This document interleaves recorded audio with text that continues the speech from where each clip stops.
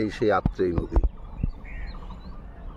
অসংখ্য মাছ খেলে বেড়াচ্ছে আমাদের বাড়ি থেকে একদম কাছে, একদম কাছে। এই সেই পুণ্যত আত্রেই বালুরঘাটের উপর দিয়ে বয়ে চলেছে, ঠিক শহরের বুক চিরে বয়ে যাওয়া একটি নদী। এটা শহরবাসী, নগর সভ্যতার একটা চরম আশীর্বাদ। প্রকৃতিতে এখন তো দূষণ সর্বত্র, তার মধ্যে এই নদীটাকে রক্ষা করা আমাদের প্রত্যেকের কর্তব্য। নদীটাকে দূষণমুক্ত রাখা, সচেতন নাগরিক হিসেবে আমরা যদি পালন করতে পারি, তাহলে ভবিষ্যৎ প্রজন্ম অত্যন্ত ভালো একটা দিন পাবে, একটা সময় পাবে।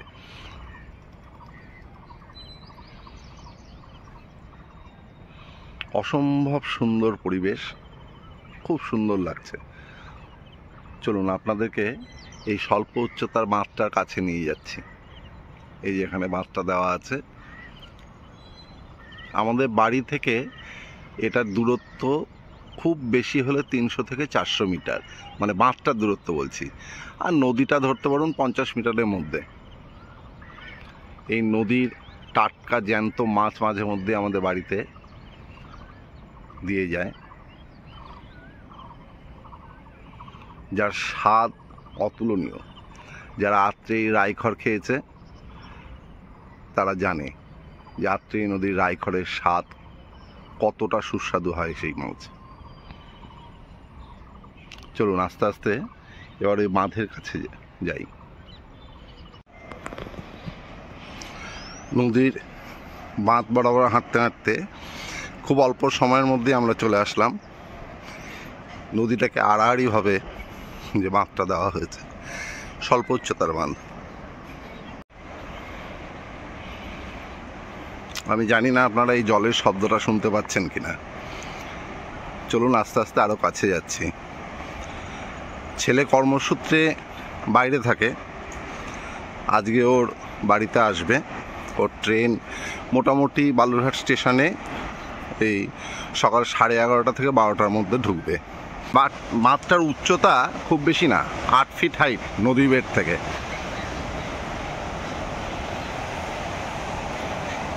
অর্থাৎ এই বাঁধের ওই পাশটায় জল মোটামুটি সবসময় এক লেভেলে থাকে, আর বাঁধ টপকে এখানে স্লুইস গেট আছে, সেইখান দিয়ে জলটা বাকি নদীতে প্রবাহিত হচ্ছে।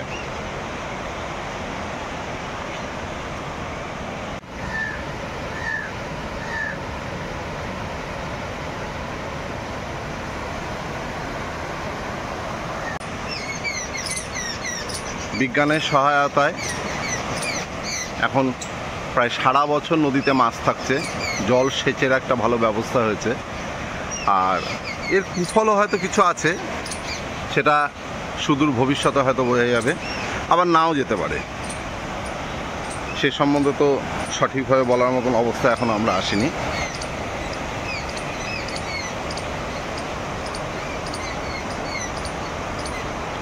তবে নদীতে নদীয়ালি মাছের সংখ্যা বৃদ্ধি পেয়েছে, এই নিয়ে কোনো সন্দেহ নেই। আগে যখন নদীতে একদম মাছ পাওয়া যাচ্ছিল না, এখন কিন্তু এই বাঁধের পাশে রাস্তার ধারে বিকেলবেলা করে প্রায় 6-7 জন মাছওয়ালা জেলে আর কি নদীতে মাছ ধরে ওরা বিক্রি করতে বসে।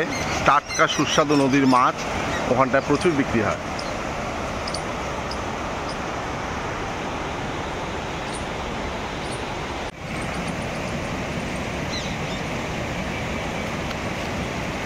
একটা সতর্কীকরণ বিজ্ঞপ্তিও আছে, মাঝে মধ্যে এখানটায় দুর্ঘটনা ঘটে যাচ্ছে, সেই কারণে এই বিজ্ঞপ্তিটা দিতে হয়েছে কর্তৃপক্ষের তরফ থেকে। মানে এখানটায় অতি উৎসাহী লোকজন ডেসপারেটলি স্নান করতে নামে এবং তারপর দুর্ঘটনার শিকার হয়ে বেশ কয়েকটা দুঃখজনক মৃত্যুর ঘটনা ঘটে গেছে। এখন কর্তৃপক্ষ অনেক সজাগ এবং সতর্ক।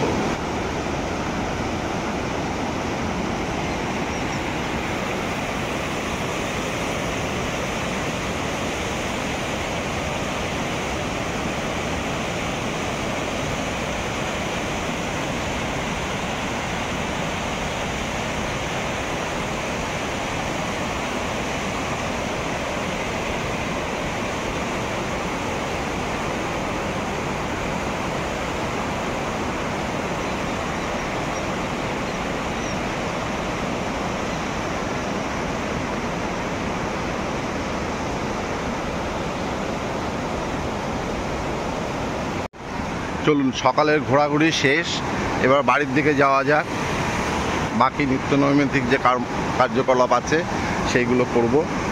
আর আপনাদের তো আগেই বললাম আজকে ছেলে বাড়ি ফিরছে কর্মস্থল থেকে, তো সুতরাং তার একটা প্রস্তুতি আছে।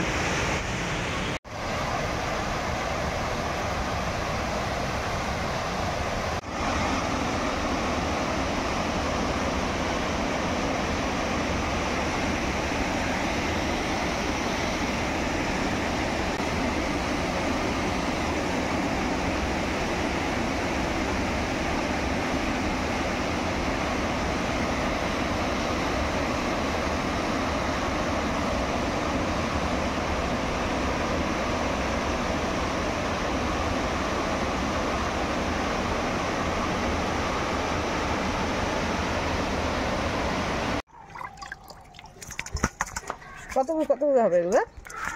তোমার পছন্দ যেটুকু নাও না, একদম সদ্য। আমাদের বাড়ির কাছেই নদী, আত্রেই নদী, সেই নদী থেকে এবার ক্যারি ব্যাগ নিয়ে আসি আমি, একটু ধর এটা, আমি ক্যারি ব্যাগে একবারে ভরে দিচ্ছি তোকে। দাঁড়া, জাস্ট ধরে নিয়ে এসছে শঙ্কু আমাদের, ওই নদীর মাছ মাঝে মধ্যে আমাদের খাওয়ায়। এই যে এগুলোই সব লাফাচ্ছিল ছপার ছপ, মানে এমনই লাফাচ্ছে এখানে রাখা যাচ্ছে না। কি কি আছে? ও এখানে আছে বাটা, রায়খর, আর কি ভাগনা না কি বললি? ভাগনা কোনটা দেখা, এর মধ্যে আছে? থাকতেই চাইছে না। পুকুরে মাছের থেকে মাছে বোধহয় তেজ বেশি।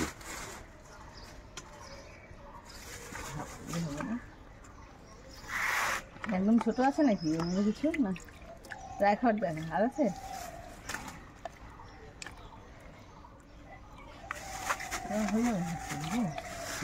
দেখ যদি না হয় তুই তখন ওখানে একটা দিয়ে দিবি। তোমাদের এখানে পাল্লা নাই? তোমাদের তো পাল্লা মনে আছে, দেখে নিলে তো হয়ে যেত। বাড়িতে মাছ নিয়ে বাড়িতেই ওজন করে, ভয়ঙ্কর সিস্টেমই আলাদা। সকালে একদম টাটকা নদী থেকে ধরা মাছ, এই এখন হচ্ছে সেইটার ভাজা খাওয়া শুরু করে দিলাম। সেই স্বাদ, মানে স্বাদের মানে কোনো তুলনা হবে না। নদীর একদম টাটকা মাছ পুকুরে মাছের স্বাদের সঙ্গে অনেক অনেক পার্থক্য।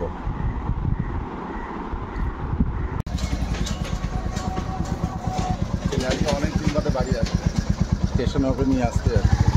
তাও তো দুদিনের জন্য। ট্রেন ঢুকে যাবে এখনই? হ্যাঁ হ্যাঁ, গঙ্গারামপুর ঢুকে যাচ্ছে, আমি দেখে নিলাম আসছে। এখন 25 লাগে গঙ্গারামপুর থেকে। আচ্ছা, এখন বাজে হচ্ছে 11:05। ঠিক আছে। পৌঁছে গেছি বালুরঘাট স্টেশনে। ছেলের ট্রেনও ঢুকছে। আর এটা বালুরঘাট শিয়ালদা এক্সপ্রেস, যেটা সন্ধ্যে 7টার সময় এখান থেকে ছাড়ে।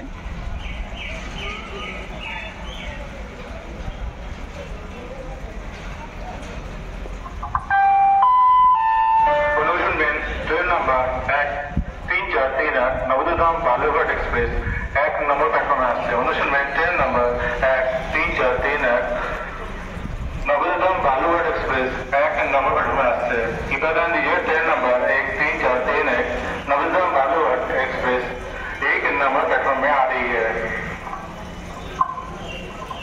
আমার সঙ্গে সঙ্গে আপনারাও শুনতে পেলেন, ছেলে নবদ্বীপ থেকে যে ট্রেনটা আসছে সেইটা 1 নম্বর প্ল্যাটফর্মে ঢুকছে।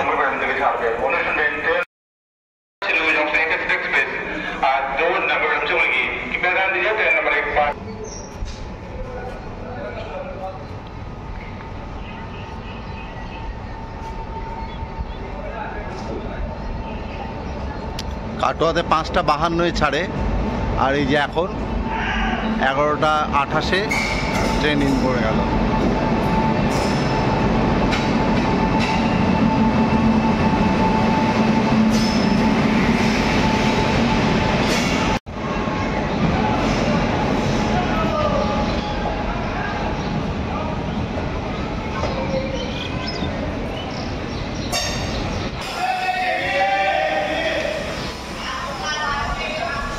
ছেলে ঢুকে আছে, চলুন।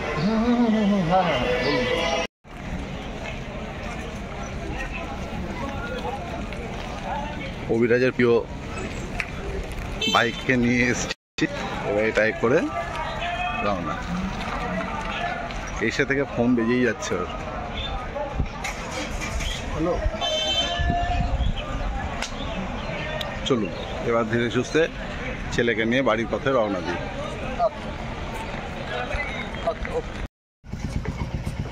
ওর মোটরসাইকেল পেলে ও চালিয়ে নিয়ে আসে।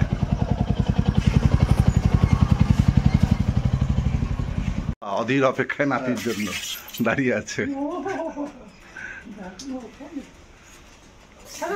হ্যাঁ, 11:30 পৌঁছলো।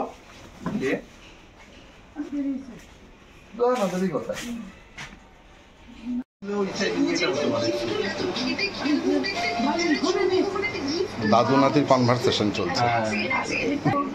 না না, ওটা ওইদিকে প্রেসার দেওয়া যাবে না, ওটা এইদিকে শুধু প্রেশার থেকে হচ্ছে না, মানে প্রেশার মানে এক সাইডে সারাক্ষণ থেকে।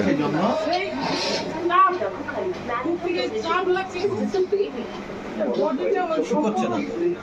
সকালবেলা বালতি করে ধরে নিয়ে আসছে দড়ি থেকে, ঝাঁপিয়ে পড়ে যাচ্ছিল।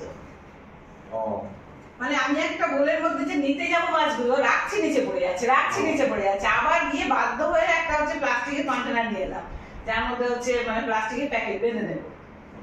এত ভালো কি স্বাদ রে পুকুরের মাছ আর নদীর মাছ, শুধু মুখে দিলেই বোঝা যায় মানে দুটোর পার্থক্যটা। আর একটা জিনিস হচ্ছে নদী থেকে তুলে এনে তোমার আর মানে মাছের শক্তি, ও ধর মাছ ধরেছে, জাল থেকে ছাড়িয়ে বাড়িতে বালতিতে রেখেছে, সেই মাছ আমাদের কাছে নিয়ে এসছে, যেমন নিয়ে আসে রাখা যাচ্ছে না। ওখানে তো এরকম গরম মাছ ভাজা পাওয়া যায় না, চিকেন যেমন সব জায়গায় পাওয়া যায়। ছেলে এতদিন বাদে এসছে বাড়িতে, মা একটু বসিয়ে যেটুকুই খাওয়ার, ওটাই একটা শান্তি তার পক্ষে। ঠিক আছে, খেতে থাক।